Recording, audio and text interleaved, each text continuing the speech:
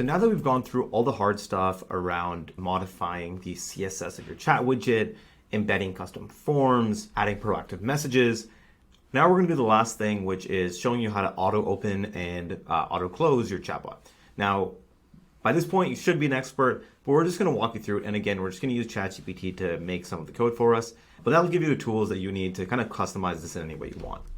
So the first thing we're going to do is head on over, again, back to our documentation, and we're going to go to custom triggers. So a couple of the things that we didn't show in these tutorials, but all the instructions are there, are embedding. So you can embed your chat widget as well. We've got the instructions for that right here. Modify configuration. So you can do things like pass a user ID. So very important. If you are using this on an internal website, you can pass a user ID. In here, all you need to do is just basically pass in added custom variables. So you just basically pass in a user ID like this, and you can pass in additional emails as well, or information like a name and email, ID, user ID, whatever it is on launch.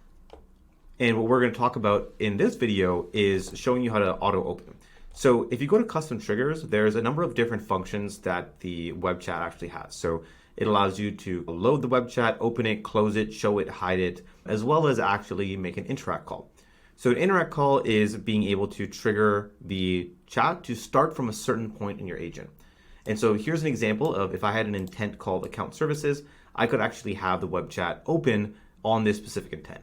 And you can imagine, because it's in code, you can add if conditions. You can start to say if you're on a certain page, then trigger this call. So you can really customize it any way you want. Now, what we're going to show you is how to actually open the widget. So you can see here that I've got my web chat widget code, and then I've got a then statement, which says, first off, load the chat widget. And then we are going to, after 1 second, which is 1000 milliseconds, we're going to open the widget. So this is a force open. So to do this, we just need to add it in the then section. And so rather than break down the code for you, we're just going to do this in GPT. So let's go grab our web chat code. So you can see right now it's pretty beefed up from all the instructions that we've been doing so far. So we've added in an extension, we've added in CSS, a whole bunch of other things. So let's just copy this and we'll just toss this into GPT. Here is the code for my web chat widget. Add in this function to open it after 1 second. And now we're just gonna go back to our documentation. We're just gonna copy this and put it in our chat. Cool. So you can see it added it right underneath the proactive message payload. So let's just go copy this in and see if it actually worked. Oops. So we're gonna just replace our script. So we've got our new script in there. Let's hit save. Let's hit publish. Okay. So that's deployed. Let's open up the website and see if this worked. Okay, so we've got our chat widget, and there you go. After 1 second, it was able to fully open up.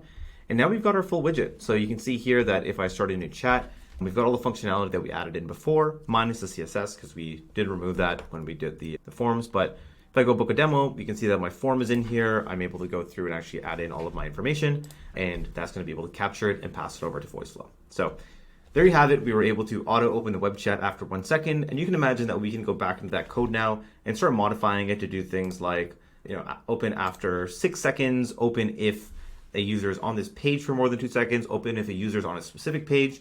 Because we have access to the code, and this is all the code level, we're able to add in if conditions all throughout this to really have the chat widget load, appear, trigger at certain points in any way that we want. And because we're able to modify the CSS of it, we're able to embed it, we're able to add custom forms and widgets in here.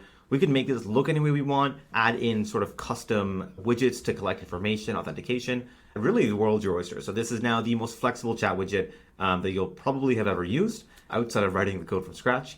And so that's it for all the videos in this series. Again, go back to those docs. Those are going to be our source of truth. So anything new that we add to the web chat will be in here.